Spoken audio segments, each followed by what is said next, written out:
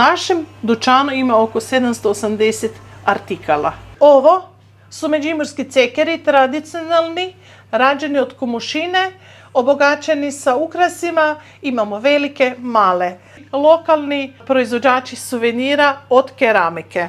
Ručni rad, određene kuhače, hajdinska kaša, bučino brašno, zobene pahuljice, zobene kaše, voćni čajevi, biljni čajevi, bučine sjemenke različite, likeri, rakije, žganice, viljamovka, medica, znači kuščično ulje ili bučino, kak mi rečemo u Međimurju, laneno ulje koje je jako zdravo.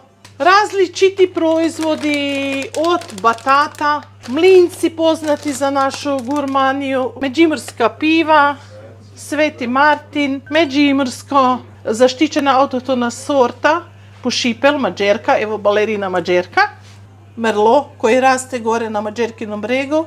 Imaju gotovo svi dekanter nagrade, različiti džemovi, bobica bazge, od batata, od baternat tikve, od šljive, od šipka, od kupine, od jabuke s cimetom. To je obiteljska firma. Nadamo se da ćemo opstati zahvaljujući svakom kupcu, podržavanju lokalne sredine i svih nas.